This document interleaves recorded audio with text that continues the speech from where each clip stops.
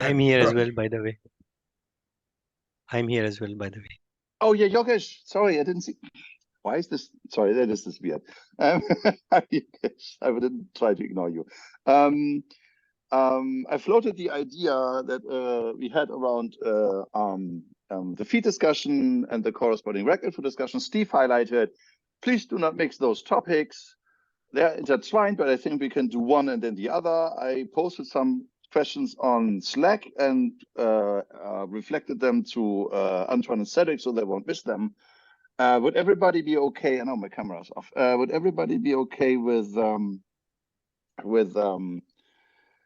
going with that first? So we might even have some minimal consensus as proposal for list that if nobody rejects that, we could put into the submission before cutoff. This is your reg info conversation, the PR you made? No, it's the feed first. Reg info is related.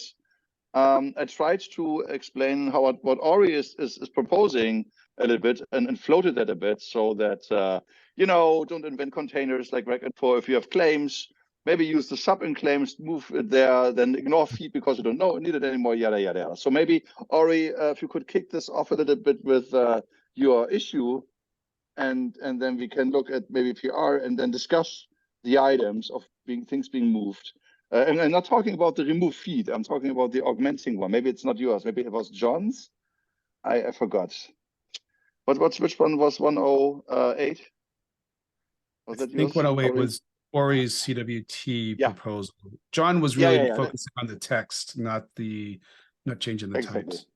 Let me say Exactly. something. I don't think that you should separate those two topics. They're too intertwined. And let me just present one quick little thing here. I think that the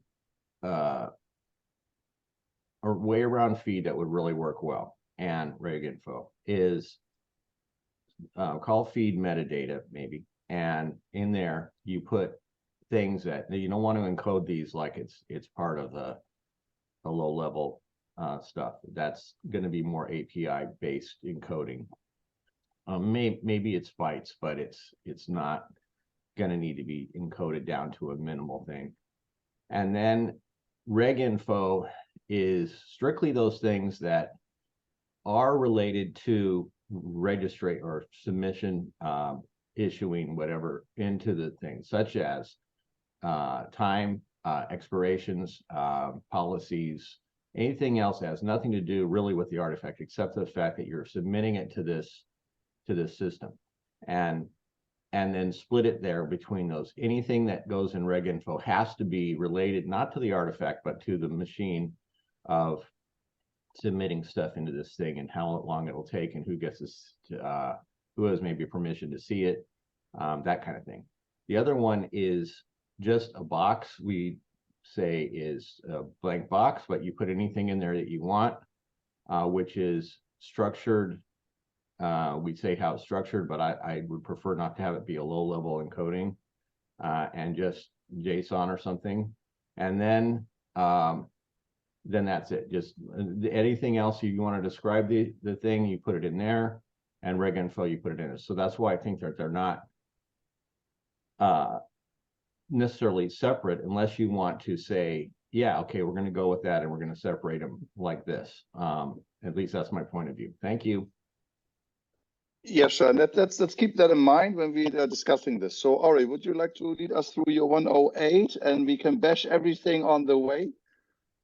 Sure. There's hands up though. So do you want me to go now or do you want to take Cedric, hands? yeah, okay, Cedric. Sorry, is this directly for the point? Yeah. Okay, let me ask if it is for the point. So I think it may be useful to discuss whether we want to reuse claims or not. And if it's part of what Ori wants to discuss, I'm very happy to wait. Otherwise, maybe discussing whether we want to reuse claims from tokens durability or we want to do something else. I think maybe possibly an easier preliminary question before we look at the others. I think that is 108. Am I forgetting which 108 is? No, you're not. That's what 108 is about.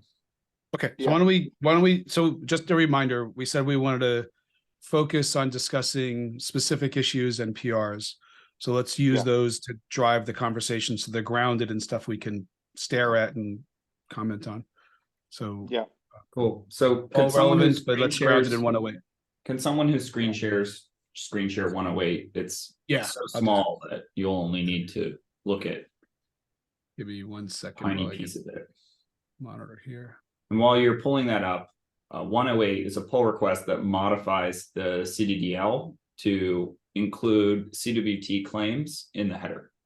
And that allows us to use CWT claims in the SCITT conceptual envelopes that we have, which are for signed statements and transparent statements. So, sorry, I'm already confused. So right now we do not have CWT claims in the proposal, right? So You it don't will be forbid them. we're replacing existing stuff by CWT claims. So unless you forbid the use of a registered claim name in a protected header, you're allowing it. This is explicitly sort of saying, hey, like this stuff exists, you should use it.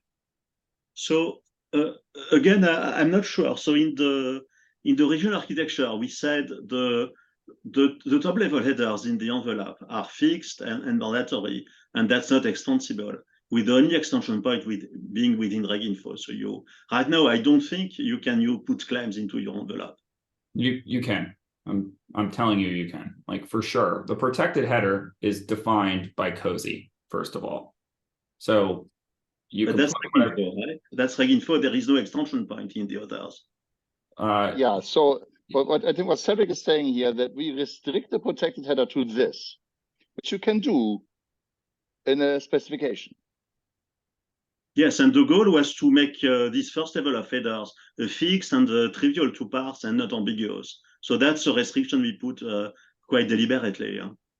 So you're saying that your idea for a protected header is basically you requiring tags 1, 3, and 4, and then you're requiring these new tags that you've invented. Is that correct? So we are requiring exactly these 6 tags, and Great. then you get to decide what you put in reginfo. That's Great. flexible, but the rest is completely fixed. So I think that's exactly the same thing that I'm proposing, except that I'm proposing you start by supporting CWT claims, which are basically better than reginfo in that they're about to become a standard and they have a number of other extensibility points. They're well understood by the context that is provided for them, and in particular they solve the 2 redundant claims that you're making mandatory. 391 and 392 are redundant to 1 and 2 respectively in CWT claims. So that's where I'm a bit concerned. If we take claims as a whole, then we are bringing a lot of complexity, and CWT claims were designed and standardized for a different purpose.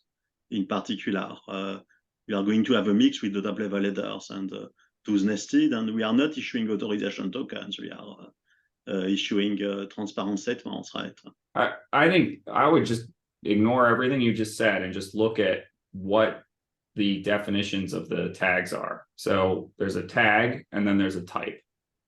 And on line 691 and 692, you have a tag and then type T-string.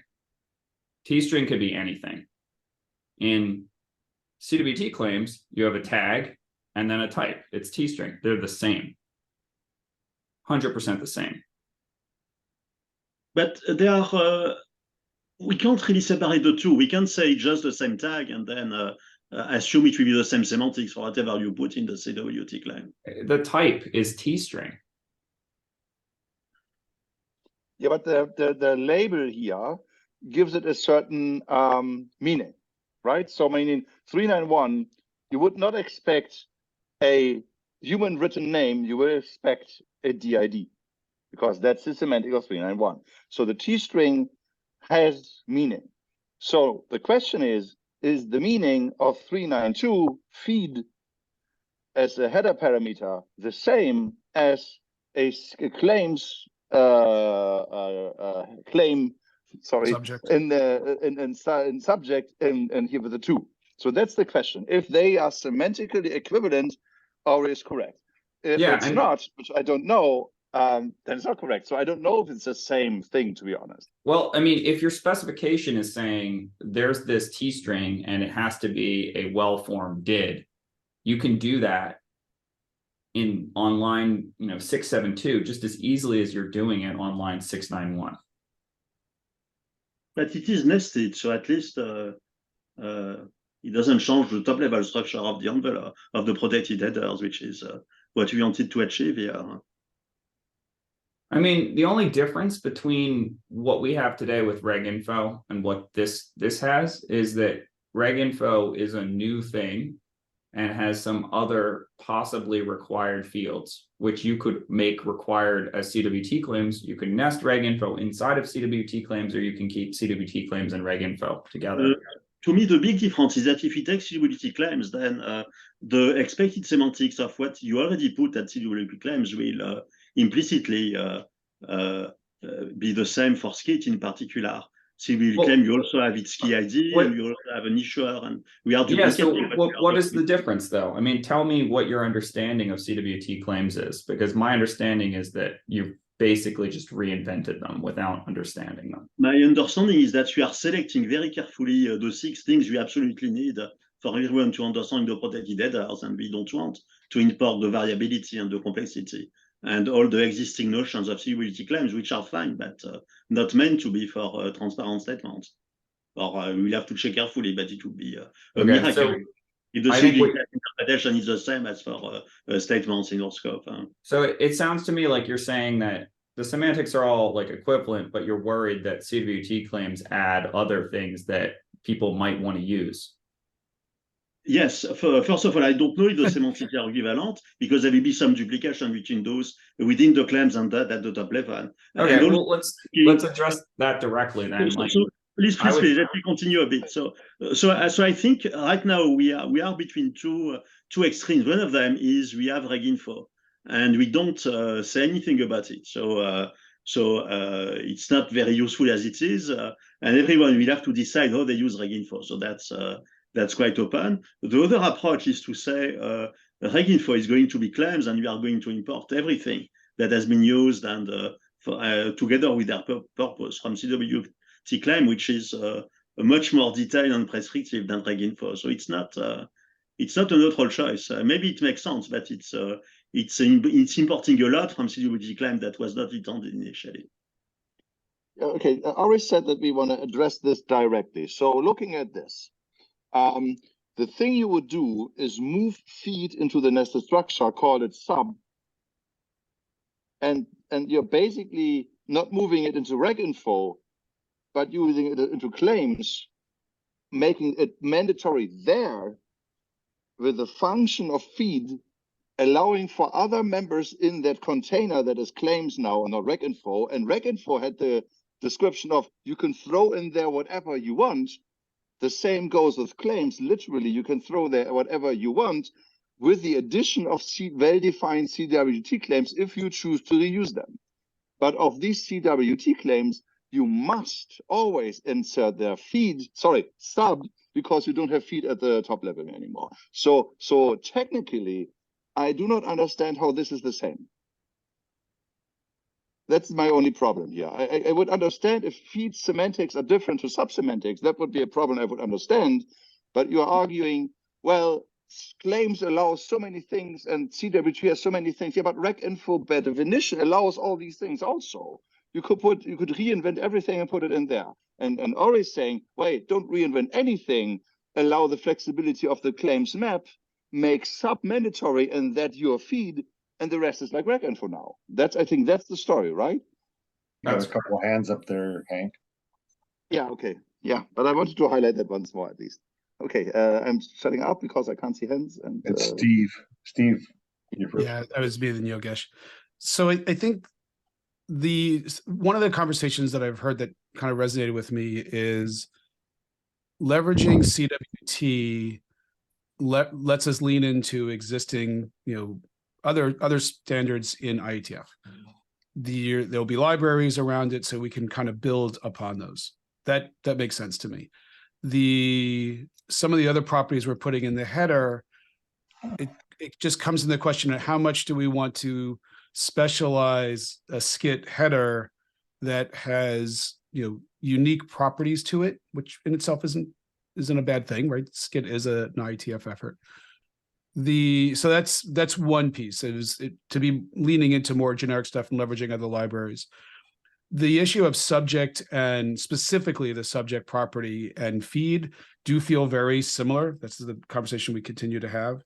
One of my hesitations is by putting subject under a CWT property is that it buries a very important piece that we believe is mandatory. And I think, Hank, you mentioned this on Slack this morning, is that you have to drill into the CWT object to find the subject, which is one of many potential properties that would be the unique property that you would have a collection of statements be correlated on. Yeah, so that's the part that I'm kind of struggling with back and forth. Yeah. What's that? Yeah, you would have to drill into that nested structure that is named 13 human readable claims. Their value is a map. And in that map, you would find the true, I think, and that would be the subject, and that would have the function of a feed. So there's some parsing involved here. It's not on the top level. And this might be another argument that I think Cedric brought up. We have the 6 defined things here, and I should be happy with the simplicity. And that would be a little bit less simple, I assume, yeah. Yes, CWT claims is very large and complex and with plenty of existing interpretations. Yeah, basically it forces you to have a CWT library at that point. So it's importing a lot of complexity. Maybe it's the right one, but I would need to be convinced that we get some value out of this complexity. On the other hand, you would have to implement own code to deal with reginfo. That has no precedence at all. So that's also complexity that you have to build yourself, and parsing claims will become something that goes into cozy libraries, and therefore reducing, I think, a first surface for error, I assume, potentially at least, right? So to me, understanding what we put in reginfo and what it's used is very important, and it's still wide open, and we don't know. It has to do with registration policies. If we start by saying we don't know what it's going to do, but it's going to be claims from CWT, we are really banning a lot of complexity without making progress on that subject. So that's why I'm really nervous about that, even if it's a favorable use. Steve, you still got questions? Oh, sorry. No, let me. Yogesh, you're up. Yeah, thank you. I was thinking deep about this, listening to both the views from Ori and Cedric. I kind of agree with Cedric for now because we don't know precisely how the reginfo is supposed to be used. So putting a big bag of CWT claims into there sounds like a scope creep to me. And let's define what we want in the registration info, how it would be used for. And then when we see, oh, the same thing can be done by CWT, then maybe I'm okay. But I'm slightly aligning towards what Cedric's point of view is. But at the same time, I have a clear reservations about feed in itself as well. That's one point I wanted to talk. Second thing is, one question for Cedric is, when we define reginfo, we still have that line 682 star T-star any. Why we have made it such a loose and extensibility if we want to make it crisp and controlled? Okay, so yes, to start with, yes, to begin with. Yes, okay. Essentially, that's a to-do in the architecture. So at the initial time of writing, we could not agree on what will be standard generic registration policies. We had some ideas, but no consensus. And until we understand more about registration policies, it seems premature to fix the syntax and the format and the interpretation of reginfo. In a sense, looking back at how we got there, although feed could be seen as a distinguished field in reginfo, feed is the only one where we felt confident enough to discuss how it will be used in the architecture, and the rest of reginfo was TBD, and that's why we ended up having an explicit simple feed on outside of reginfo, and having reginfo being an extension point both for people to put whatever they want, but also for us to give us time to decide what we needed and what we would standardize in reginfo. And on that we have made little progress, partly, and I think several participants said that initially we could complete the architecture and the spec without trying to go too deep into registration info, and that may be a good pragmatic choice. But personally, I would like to understand them more. But we, in a sense, many of our discussion about feeds could be seen as a discussion that, in my view, should happen on the interpretation of reginfo, not on the feed itself. And Sure. Specifically, I think we are really orienting the discussion a lot and shortcutting it by saying reginfo is claims. If it's just terminology, renaming reginfo to claim is very neutral. If by this renaming we say we are importing all the definitions of the claim from CWT, that's a very big decision we are making, and we need to read again and think deeply about CWT claims before understanding it. Yeah, thanks. I think the wider discussion should be on, actually ideally we should start like this. How is there, what should be there in the reg info and what is its use for? Once we define that, we start modeling reg info, and then during modeling of reg info, we can then revisit and say, oh, does the CWT claims be the right thing to be replaced by reg info or not? That kind of the direction we should have followed, but seems we are not doing it that way. So I would be cautious about introducing CWT claims in there. But so we could decide that's the approach we take, and we take a temporary position, which is to keep the feed, and whether it's a TSTR or a BSTR, I don't care, but to keep the feed as it is until we make some progress on reginfo, and we could try to prioritize that as the next meeting and hackathon. I'm very keen to get into those details and to discuss the match with existing claims, but we don't have much there. And feed, I think, is not the right way to approach that discussion. Okay. We can do that on the hackathon. Yeah. I will be there. Up for it, yes. Yeah. Thanks. Over to you, Steve. Actually, it's to me, so right. Yeah. So there's a couple things here. Whether we add CWT claims or not, there's still a valid extension point that people could put into the COSI-sign one. Whether we understand them or not is another question. I'm a little reticent to add claims on top of salsa claims on top of frats and claims versus endorsements and way too many things called claims. There's two parts of this. One is the feed conversation that Sylvan started, which is discriminator based on enhanced key usage. And the second one is the thought of how do you represent identity techniques that in roots, if it's the case of X509, that are configured in here for the reg info that we had, which is what this T-string discussion is about. How flexible do you have to make it to support DAD structures, and God help me, sig store selections or X509, and that's where I'm hoping Ori and the rest of us can work with.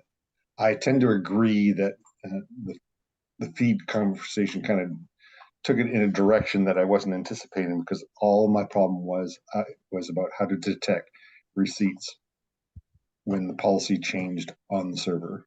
And that's still the only thing I think that I would like us to focus on.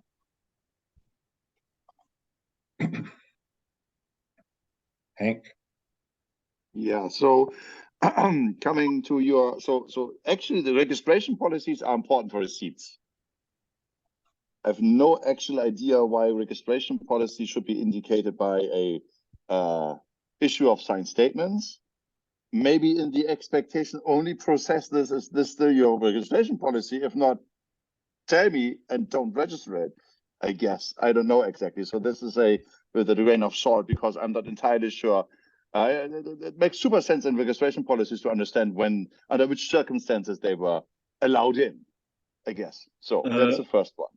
Yeah, sorry. So okay, let's delve that for a second. Yeah, Cedric, just a second. What's your comment, Cedric? Yes, so the reg info is not the full registration policy, but functionally it's the input from the issuer to the transparency service to apply the registration. Wonderful. Nothing more, nothing less. Yes. Wonderful. Let's look at my PR 113 that redefines the definition of reg info. Probably it's that. So then Cedric said, we are allowing so many weird things in with CWT claims and introducing a lot of complexity. I'd say some well-known complexity due to CWT claims, and then the rest of the chaos you're allowing anyways is better than just allowing some random chaos in your new thing. So I'm still not thinking that is an argument against claims. It's actually an argument for claims because you can reuse stuff and don't have to write specifications for it. That's a benefit and not a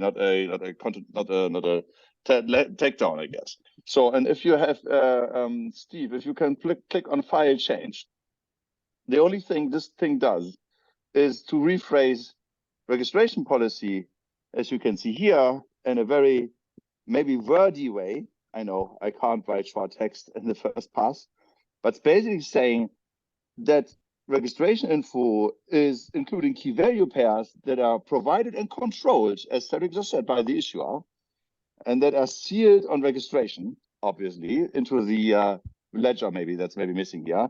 They are non-opaque to the transparency service, so that can index on, and the key value pairs semantics are specified by each individual issuer. So if I put a GRU in there, it might be a totally different GRU than Cedric's GRU, right? So because it's not defined. Again, coming back to CWT claims, if you put a best before in there, it's well known and you don't have that problem. So I guess something useful is added by CWT here. And they are specific to issuer and fee tuple, maybe. You can drop that, you can bash that, I don't know, but I assume that some of the reg info key values are specific to the feed and not only to the issuer. So then I have some examples here. The examples I grabbed from the CDDL, so sequence number, of course, for feed. Then I have this very ambiguous issuer metadata, which can be, again, the chaos, I don't know, and things I want. Individually, I sneaked it in here. Reference to other transparent statements. And I want to have understanding for that. So that's what I proposed here as an interim definition, which would not conflict with John's PR. This does not take into account Ori's path forward, which I want to hand over to in the next here, because initially I raised this hand to give Ori time to speak, but now I see that Yogesh has also his hand up, and so he's before that. No, Ori is next. Okay. No, Ori is next. I'm not before him. Perfect, because I want to hand over to Ori to bash all of this now.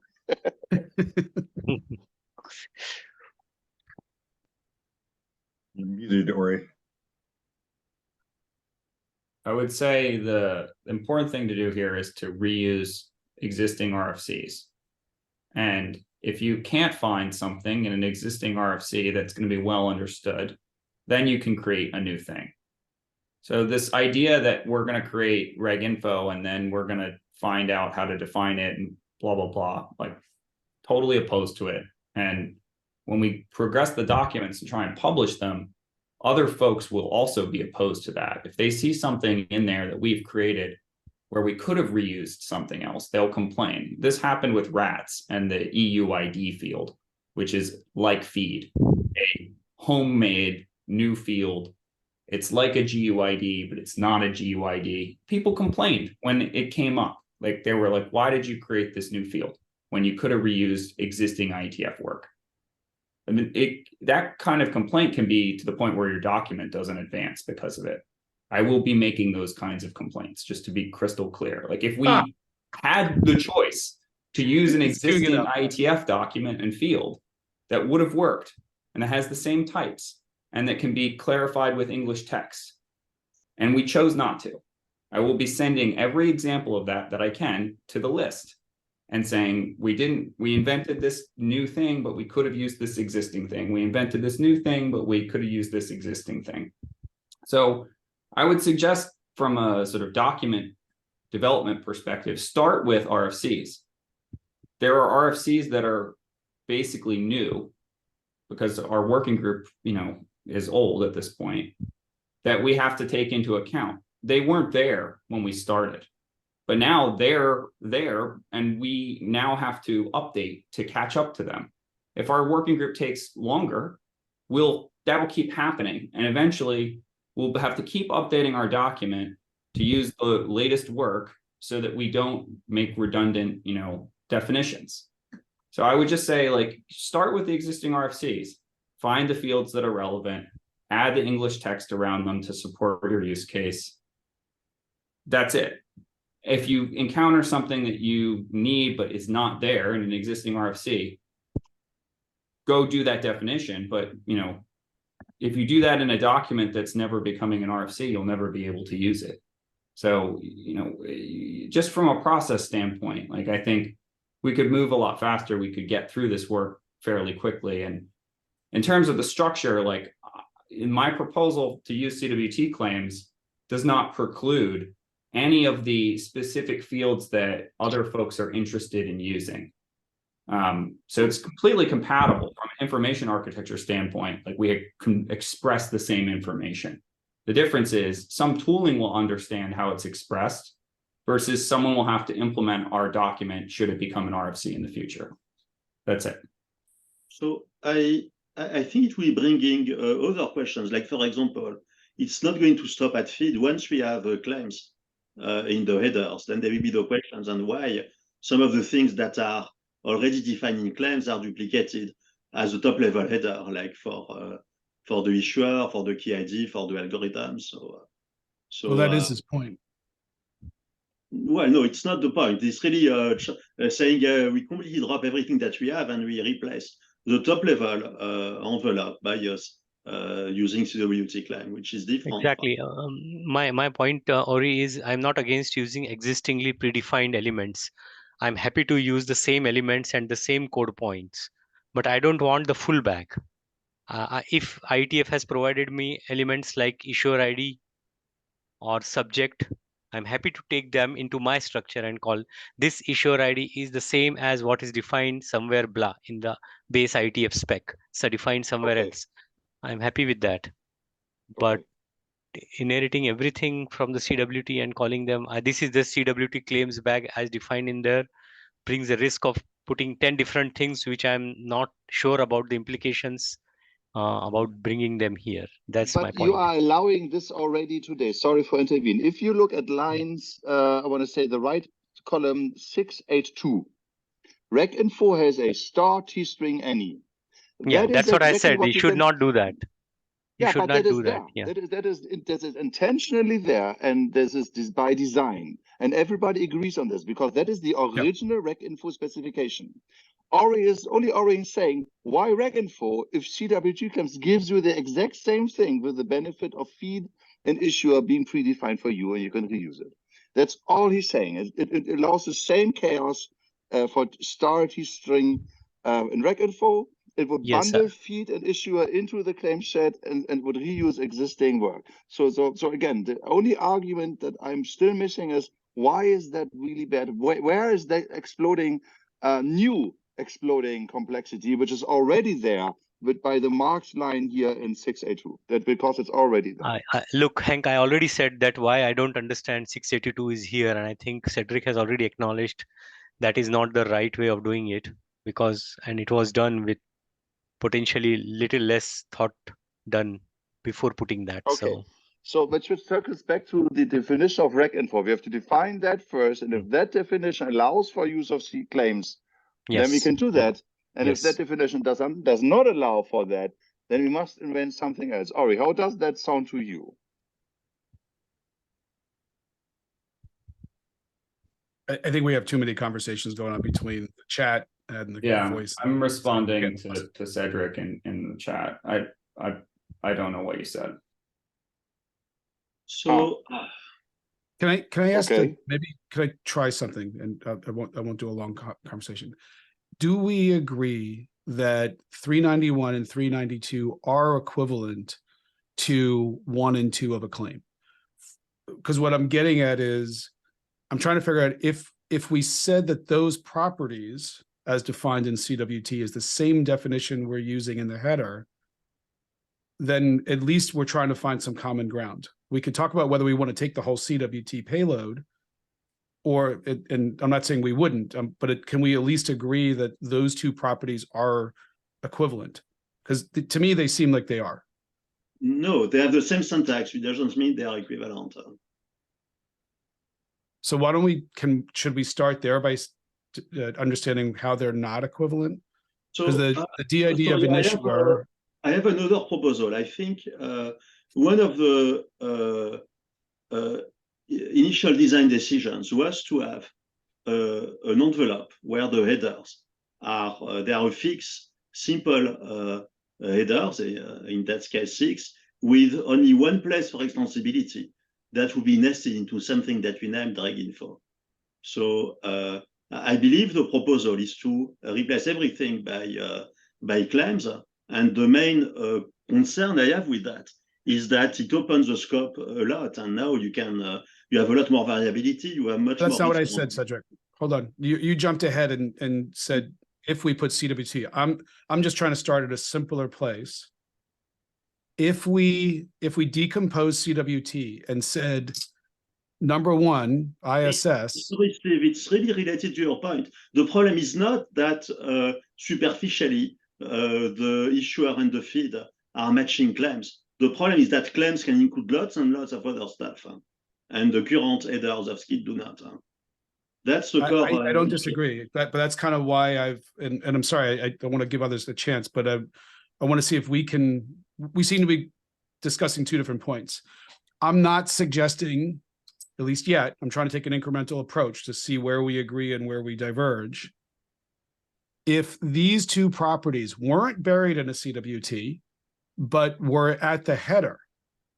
So imagine 1 and 2 replaced these 2 properties in the collection of 6 total. So 1, 3, 4. Well, 1 and 2. Sorry, I don't know how I got there. But basically, these 2 properties replace these, which is what Ori is saying. This line doesn't exist. Just for the point of trying to figure out, do we agree that the 2 properties that Ori is highlighting are the functional equivalent of what you've got as 391 and 392? I don't know. I think if you ask people whether the definition of feed corresponds to sub in claims and whether the definition of issuer for SCITT exactly corresponds to the definition of issuer in claims, opinions will vary. Maybe, maybe not. I will need to look at a lot of details in CWU claims before making the decision. The only thing I believe is that is clear is that it's a matching syntax. But Exactly. again, the problem is not that claims have can be reused locally. It's more like there is a ton of stuff in there. Well, that's why I So- was trying to not carry the payload of the rest of CWT. I was just trying to see if we agreed those 2 properties. Because I think on the screen, the line 672 is saying this is a CWT claim 1 with T-star, and that means that it can be any T-star. It can be just pure Cedric Fornet, could be the T-star. But what we are defining in line 691 below, which is 391 code point, is this has to be a T-star which is a did, if I understand correctly. That's the difference between using a generic CWT claim with a T-star or with a claim which is defined here in the SCITT spec. So I think it's a smaller scale problem. So once we agree on what the label is, then the value can be BSTR and then CSTR. I think maybe we confuse the 2 in initial writing, but I think it's a local decision that isn't related to whether we use claims or a specific syntax. Maybe, yeah, that's we have to restrict the scope of the commonality claim, because as soon as you say it's a CWT claim with a CWT defined code point, it's not your code point, then it's a CWT claims code point. Mm-hmm. Yeah, from a security viewpoint, I'm just repeating myself, but I think we really need to make it as specific and as constrained as possible. Otherwise, it will be so easy to misinterpret. That's, I don't know what Ori has any comments. I think Ori has his hands up, so I would let him. Yeah, please. You're mute, Ori, by the way. In terms of structure, like you find code points that you can use, they have types that you can use, but they're not restricted yet. You restrict them with English sentences in your spec. You can create an allow list of properties. If you wanted to lock down, you can say CWT claims, but only these ones, right? That's a thing you can totally do in your spec. Wait, the definition protected headers is restrictive as stated. Hold on. You can get exactly what you want. If you want to only allow certain fields in the protected header, you can get 100% only the certain fields are allowed in the protected header. That's what we're doing today. That's what we're doing today. Yes. But just to be clear, something we are proposing. Yeah. Like if you do that, and someone has a use case that needs another thing, and that other thing is supported within the registry, then they won't use your spec. It's bad design to do that, in my opinion. Like there's a reason that a lot of the initial envelope formats that are created have well-defined terms that are all marked as optional, because you tend to profile them to get more specific behavior. Now, you can say, well, there's this one thing, it really has to be present, like subject. Like I really need subject to be there. But the did example, in this, like, does it really need to be a did? Like maybe that's a huge, huge mistake, because maybe dids are gone tomorrow because no one's working on them. Then this choice to make it a T-string that's a did was a big mistake. And you were like one word off from having it just work, which was just leaving it as the default behavior that's already there. So I would be cautious when you restrict terms. You should restrict when you want to create really, really high interoperability around a well-known term and label. But if you don't have a good understanding of use cases, you really ought not to do that. You should leave things as they would be interpreted by a developer who implements from the registries, right? So the developer is going to build software. It's going to add support for the code points in the registries. If the developer tries to do something that the registries seem to allow, but your software says is forbidden, and it's in support of a use case that you didn't understand, but they understand really well, they're going to be unhappy. They're just going to do it anyway. Or they'll create another RFC that has a different, layer of flexibility. So I think, you just have to think about how people are going to use the code points that you give them. So, when you create restrictions, you should be cautious not to create, restrictions unnecessarily when you don't understand use cases. And we know right now that, in this charter, we're only chartered to talk about software supply chain. And yet we're talking about these fields as being very unstructured because we want to support other use cases. So I think, there's just several sort of confounding design constraints here that need to be separated out and addressed independently. The goal is to lock this thing down. It can be accomplished with CWT claims, 100%. You're not losing anything by using a different map structure. They're both maps. They can both be locked down however much you want to lock them down. But I'd be cautious locking them down without understanding use cases. That's it. So, okay, I understand your viewpoint, but I sort of disagree on the priorities. So to me, one of the role of the standard is to make it very easy to use in a safe manner and very hard to use in a way that is incorrect. And the more we put flexibility and we enable people to add or to interpret fields that are not explicitly listed in the spec, the more potential for confusion there is. So to me, actually being very strict and restricting and having required headers at the top level and excluding everything else is useful, and it's the usual pattern to reduce confusion and implementation errors. So So I get that taking a broader definition of claims would enable people to use it for many different purposes. I think it would also enable many of them to use it in a way that is insecure, and that's my primary concern here. So that's why I think it's important, and it is a pattern in many RFCs to limit the extension points to a few well-defined places. And then whether we reuse existing fields or we do up our own, I don't care that much. But I think it's very important to lock down the top-level structure from a security viewpoint. And as usual, security is going to make it less flexible. But that's intended. That's not an accident. That's really what we wanted to achieve in the initial writing. Bob? So I think one of the key points is how well we are going to make this adoptable. You know, people being able to pick it up and start using it. And as Ori points out, CWT is starting to have libraries and modules supporting languages.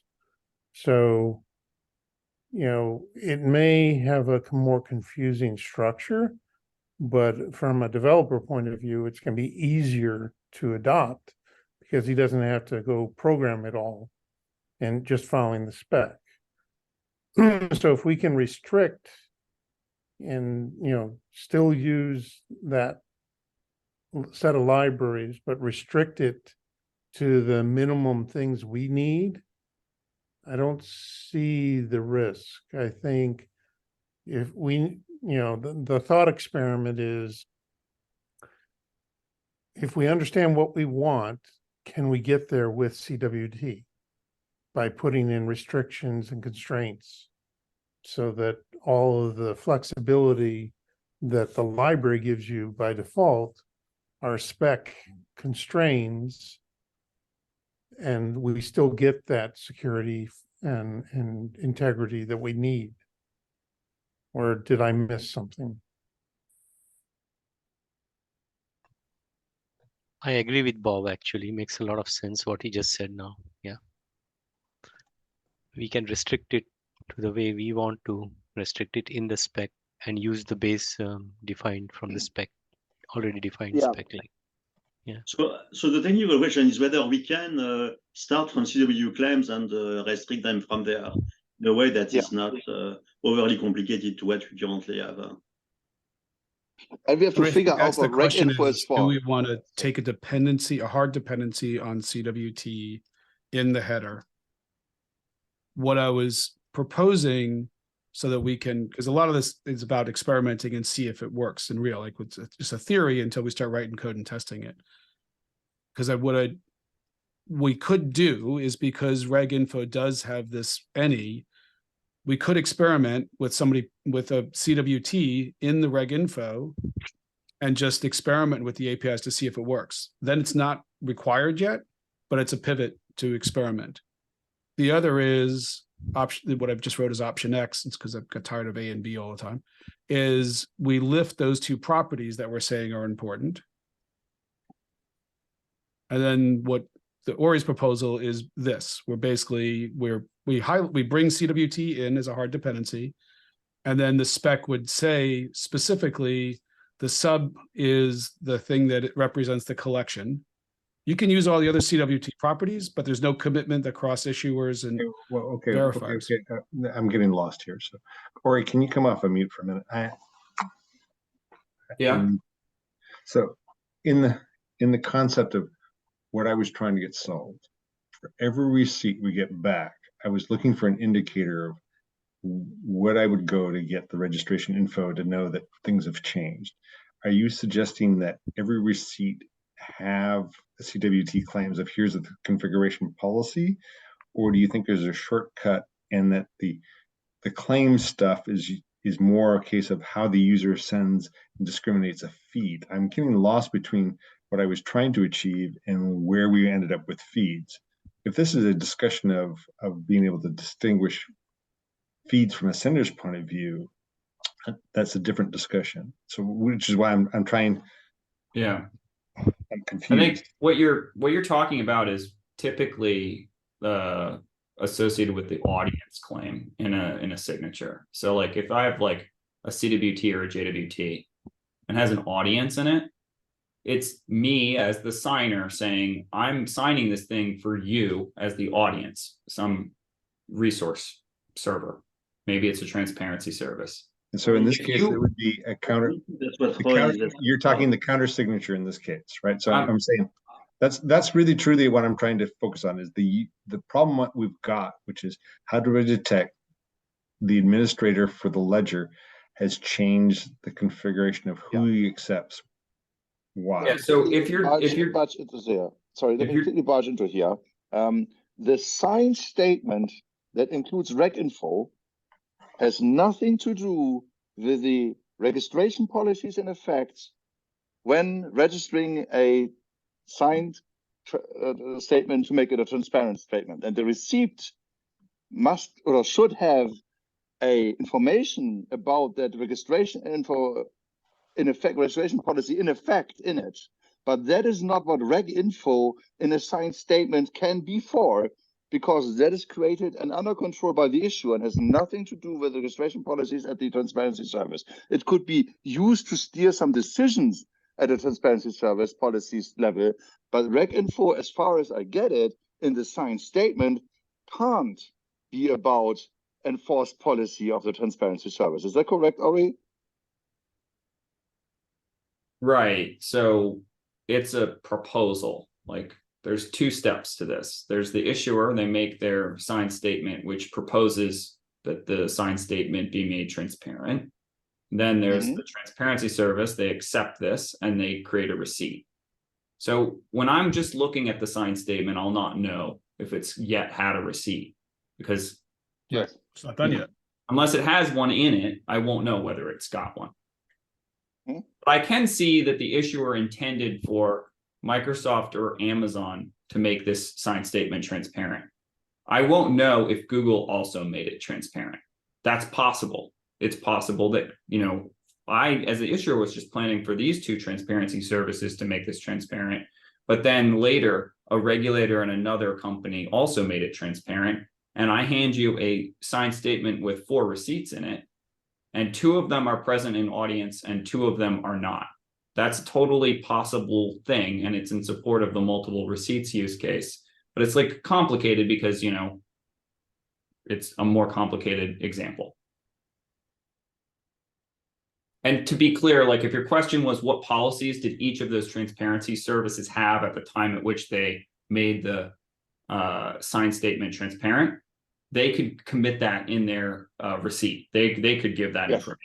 Right, but Yeah, that was fundamentally my question is how do I get that hint back? If I go and retrieve the policy and it comes back with CW claims or other data structures, I'm fine with that. But I'm trying to figure out where this conversation is going. The root of the problem that we have a hole for is to know when the configuration of the ledger has changed, and therefore the receipts I'm getting from them have to go off and go through another review. And yeah, but have we been very That's a clear slightly here? different thing. Let's be discussion careful here is how many about a times we different thing. pivot. But Yeah. but that's this discussion is basically about the different thing. hole we've got, Steve. I don't care about feeds for any other. If feeds was the solution to that problem, fine. Let them have that discussion. But this is the problem we have, right? Which It how is do I one know of the when that? It's an important one. Right, but it's the gap we've got.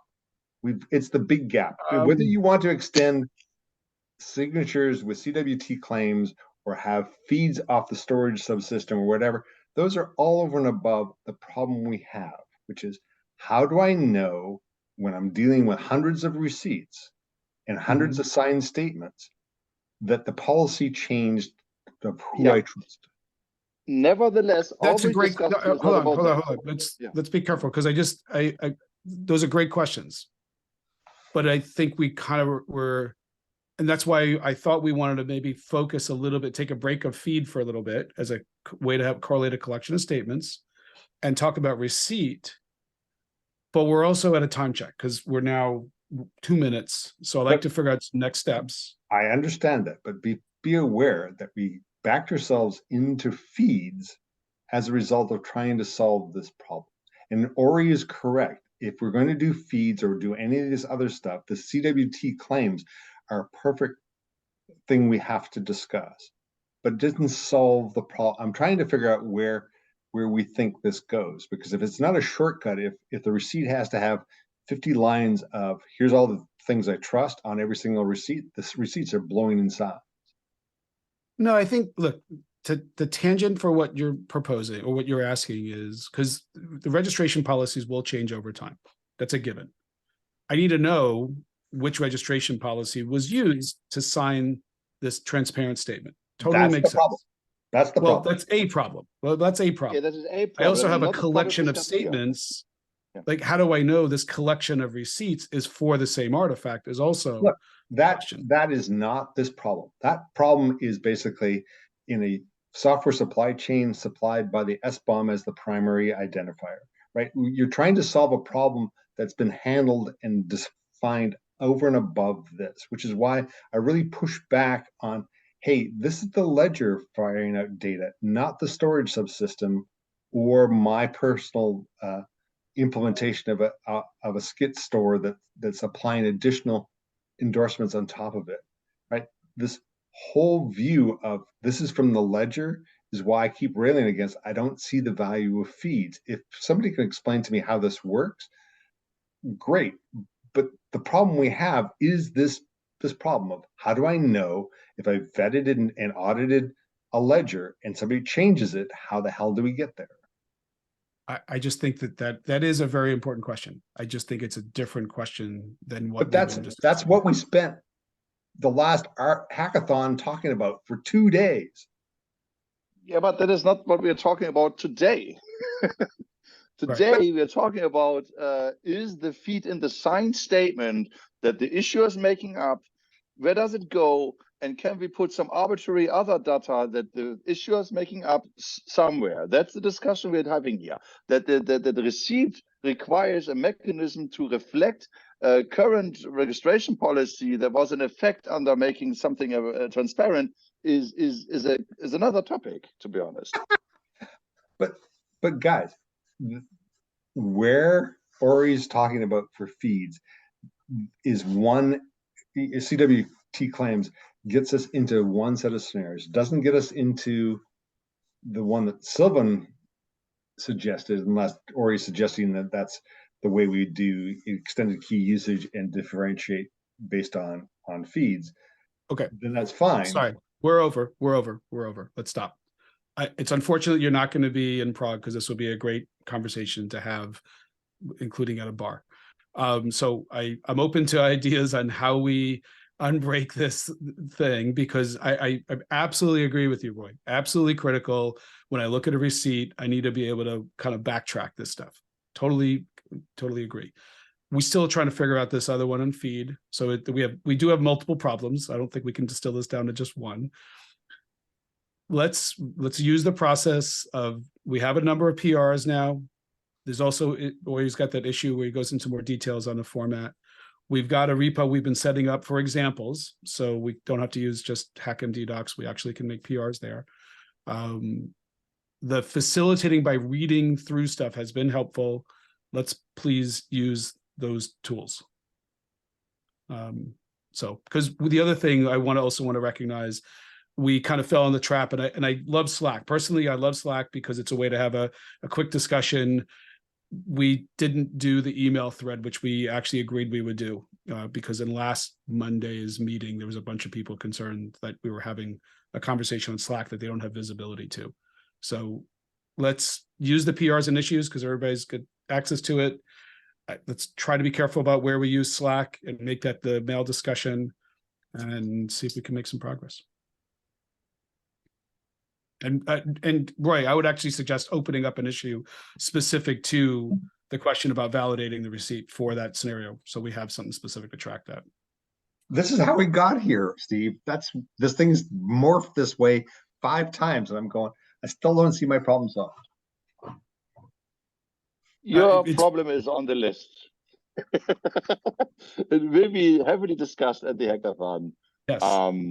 I don't feel that we have a submission state we can pull into the architecture before the cutoff at the moment, to be honest. This is So why to- this is why I propose cutting feeds out of the conversation, which is why Ori was pushing this as well. If we can't figure out what it is and what problem is it solved, why are we putting it into the ledger? That is one, we do need feeds for a collection of statements. So there are multiple needs out of it. I think we've done a lot to clarify that. I have to, a number of us have to go. I've already watched the number of squares diminish. So let's please move this to email discussions on the email thread. We can have individuals if that happens. I'm not trying to preclude any of that, but we should end this as a Steve, you time. We wrote need to up figure out what to do in CDDA. 2019. Yeah. What's Steve, that? you wrote up CDDA. Could you post the CDDA with the two options to the list to kick that off? Yes, I can. I have to Thank you. run because I've been asked to run an emergency errand. So I will jump back on and do that. Yeah, yeah. In the next 24 hours or whatever. Fine. Yes. Yeah. Thank you. Thanks, folks. For everyone. Thanks, Ori, for the Bye. heated discussion.